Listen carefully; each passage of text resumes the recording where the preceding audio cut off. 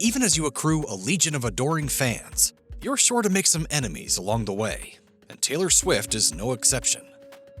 The original version of Taylor Swift's third album, Speak Now, hit stores in 2010. The record arrived on the heels of Swift's 2009 romantic relationship with fellow singer-songwriter John Mayer. The musicians' relationship had a controversial age gap, as Mayer was 32 and Swift was 19 at the time. Speak Now even included the song Dear John, which chastises an older man for exploiting a much younger woman. A minor chart hit in the US, Dear John inevitably found its way to Mayer, who we can only presume was the inspiration for the song. Mayer discovered Swift's feelings toward him when he first heard it, which hurt him. He explained to Rolling Stone that he never heard from Swift between their breakup and the release of the song.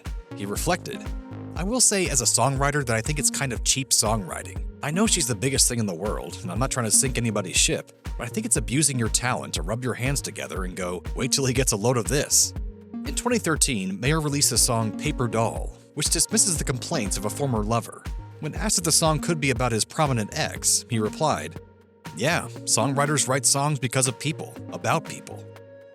In addition to being the star of comic book movies including Morbius and Suicide Squad, an Academy Award winner for Dallas Buyers Club, and the leader of a bizarre cult, Jared Leto is also a musician.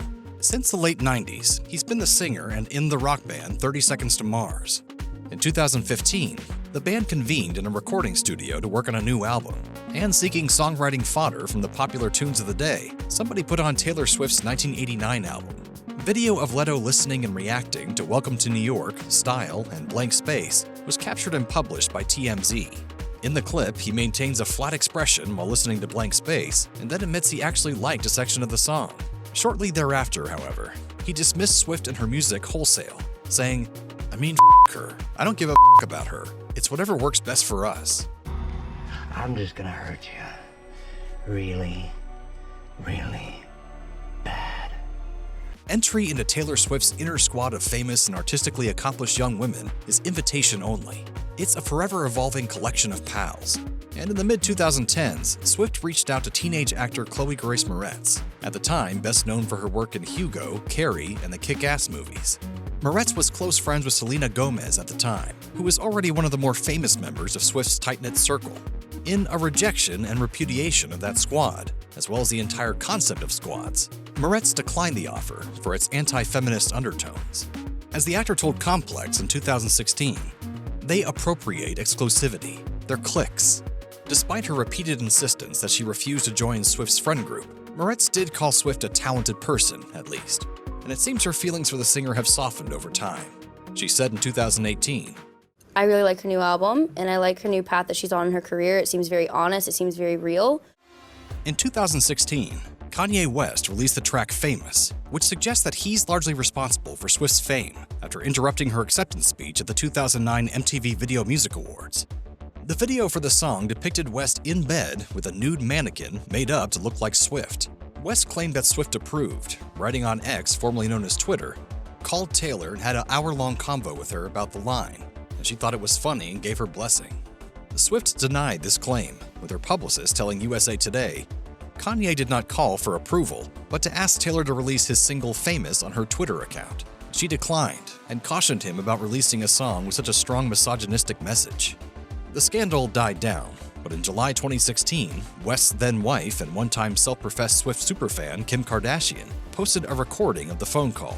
In 2020, the complete phone call surfaced online. Swift told Time she believed Kardashian was responsible for the leak of the call, which she said had been edited. One of the most successful and star-making agents in the music industry, Scooter Braun became famous in his own right as he helped guide the careers of Ariana Grande, Demi Lovato, and J Balvin. In 2019, Billboard reported that Braun's company Ithaca Holdings spent $300 million to acquire the Big Machine label group, including its most lucrative asset, the masters to Taylor Swift's back catalog. Alleging that Braun helped orchestrate the Kanye West and Kim Kardashian attacks on her in 2016, Swift wrote on Tumblr, "All I could think about was the incessant, manipulative bullying I've received at his hands for years. Now Scooter has stripped me of my life's work that I wasn't given an opportunity to buy." In response, Swift has been systematically re-recording each of the albums Braun owned, so that fans could buy those and deny the mogul royalty payments. Painted as a villain by Swift, the musician's fans publicly attacked Braun online. He tried to reconcile with Swift after the deal closed, but he couldn't get her to speak with him. As he told the Los Angeles Times, "I think that when you have a conflict with someone, it's very hard to resolve it if you're not willing to have a conversation." The only thing I disagree with is weaponizing a fan base.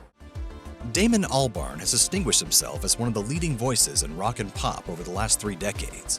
In addition to fronting the impactful Britpop band Blur, he's a writer and singer for the animated group Gorillaz. Over the years, he's grown jaded with the international music scene and its emphasis on sensibility over craft. When a reporter for the Los Angeles Times brought up Swift, Albarn bristled. At first, he accused her of not writing her own material, but after being informed she writes both on her own and with collaborators, he responded, "Co-writing is very different to writing. I'm not hating on anybody. I'm just saying there's a big difference between a songwriter and a songwriter who co-writes. Doesn't mean that the outcome can't be really great." Grizzly Bear started out as an early 2000s experimental solo act for Brooklyn musician Ed Droste, until he recruited some cohorts to flesh out a full band. According to Stereogum, in 2015, Droste shared a screenshot of an article that likened Taylor Swift to Regina George, the meanest of the clique in 2004's Mean Girls, alongside a caption that implied Swift was building a reputation for harsh behavior. "Oh no, she did not!" Droste also called out Swift for, quote, "calculating and self-serving behavior, which he had personally endured." Droste's then Twitter account was then beset by pointed defenses and counterpoints by Swift's fans, to which he responded, "She frightens me genuinely." He also noted that Swift's people leveled anti-Semitic and anti-LGBT epithets at him. Even so, the whole affair came to a definitive end in August 2015, when Droste deleted his Twitter account. In April 2016, superstar DJ Calvin Harris released the single "This Is What You Came For."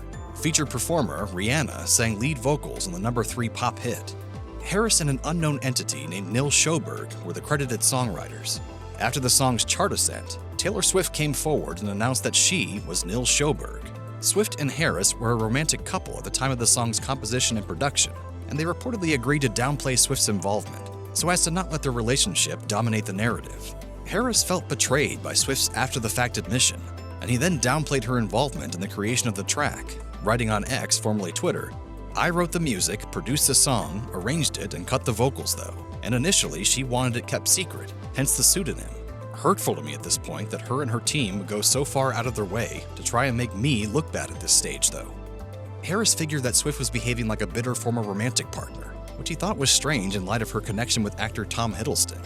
He tweeted, "I figure if you're happy in your new relationship, you should focus on that, instead of trying to tear your ex-boyfriend down for something to do."